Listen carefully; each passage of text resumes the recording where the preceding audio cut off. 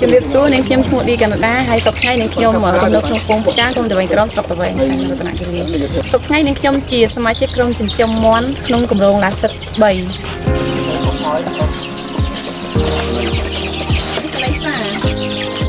នាងខ្ញុំចាប់ផ្ដើមចិញ្ចឹមមាន់តាំងពីពេលគម្រោងឡាសិត3គាត់តម្លាក់គម្រោងមកហើយ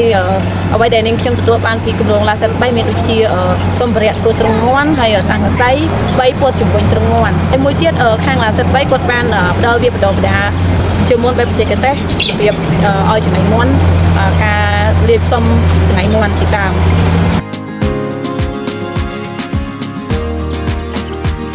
ពីមុនមកមុនពេលដែលគម្រោងឡាសិត3ចុះមកគឺនាងខ្ញុំចិញ្ចឹមមាន់បែបតាមយថាកម្មប្រៀបថាយើងបលែងពេលវាពីការហើយយើងដាក់ក្នុងទ្រុងមាន់អញ្ចឹងគឺខ្ញុំអត់ទាន់ចេះទេតែដល់ពេលដែលគម្រោងឡាសិត3គាត់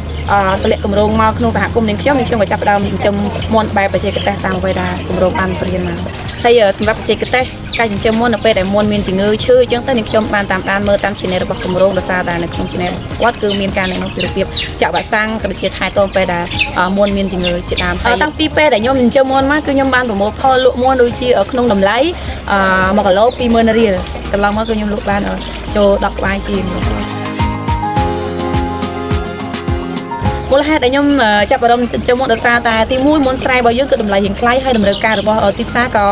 លូនដែរហើយនៅក្នុងសហគមន៍របស់នាងខ្ញុំការចិញ្ចឹមមាន់បែបបលែងពវាពីការអញ្ចឹងគឺគាត់ចិញ្ចឹមទៅអត់បានផលហើយតែពេលយើងចិញ្ចឹមបែបបច្ចេកទេសអញ្ចឹងទៅវាធ្វើឲ្យយើងចិញ្ចឹមបានទិន្នផលបានច្រើនហើយយើងអាចលក់តម្រូវការនៅក្នុងសហគមន៍បានជាពិសេសដោយសារតែសហគមន៍របស់នាងខ្ញុំមានភ្ញៀវទេសចរទៅលេងសៀនជិតវិរៈចេញអញ្ចឹងគឺពួកគាត់ត្រូវការជីមាន់ស្រែបន្តទៅទៀតនាងខ្ញុំនឹងពង្រីកកូនមាន់របស់ខ្ញុំដើម្បីតម្រូវការសហគមន៍គ្រប់គ្រាន់